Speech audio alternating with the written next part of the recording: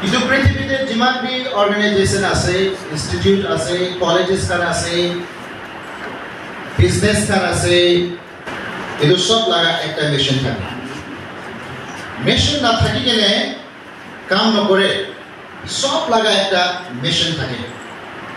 Mission নাই বলে আপনি সাকসেস হব না পারে, এই কারণে মিশনটো থাকে। তো ঈশ্বর লাগা রাজ্য লাগাবি একটা মিশন আছে। আর এই মিশনটো কি আছে কইলে হর এক মানুহ তাই লাগা রাজ্যতে সিটিজেনশিপ হব লাগে, হর এক মানুহ তাই লাগা ৰাজ্যতে বাঁচিব লাগে, হৰ এক মানুহ পৰমেশ্বৰ কিন্তু ৰাজাৰ পৰা যোনটো জীৱন দিছে কিন্তু জীৱন দে থাকিব লাগে। এইটো কাৰণে কিন্তু পৃথিৱীতে ঈশ্বৰ লাগা একটা মিশন আছে।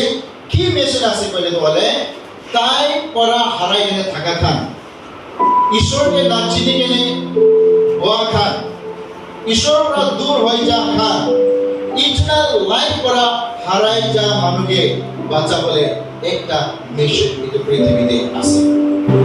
আৰু আমি এজ এ চাৰ্চ মইকা লাগা মিশন কি আছে বলে ঈশ্বৰ পৰা দিয়া লাগা জীবিত কথা, অনন্ত জীবন লাগা কথা আমি কিন্তু পৃথিবীতে পৌঁছাব লাগে। হেলথি চার্চ ইটোকে কব পাৰে যোনটো চার্চ ঈশ্বর লাগা মিশনকে লৈ গেলে কাম করে। अगर ईश्वर लगा चर्च तो वाले ईश्वर लगा मिशन है बाबरे के आसे करे इतो हेल्थी चर्च होगा। अपने आरो कोई तो बता कुछ बोला ईश्वर लगा first public statement Luke chapter 4 लगा 18 देखो The Spirit of the Lord is upon me because He has anointed me to preach the gospel to the poor. Itu ase Yeshu Christ laga first statement public karone. Itu পৃথিবীতে ঈশ্বর আইকে যেটা ministry শুরু হয়েছে তার একটা first statement কি আসে বলে ঈশ্বর প্রা মইকে অ্যানয়েন্ট করিয়ে আসে। তাই লাগা আত্মা মই লগতে আছে।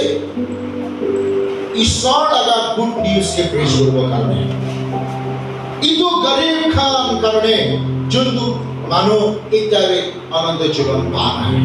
Praise the lord. ইটোকে গুড নিউজ তো পৌঁছাব লাগে। গুড নিউজ তো কি আছে বলে ঈশ্বর আপনি আৰু মইকে বাঁচাবলে আছে।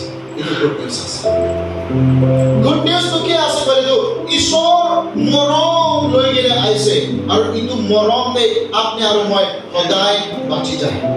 কিলে বাঁচিব লাগে মইকা কেলে কইলে মইকা ঈশ্বর পৰা হাৰাই যাইছে, মৰি যাইছে, দূৰ হয়ে যাইছে, ইটো কাৰণে বাঁচিব লাগে।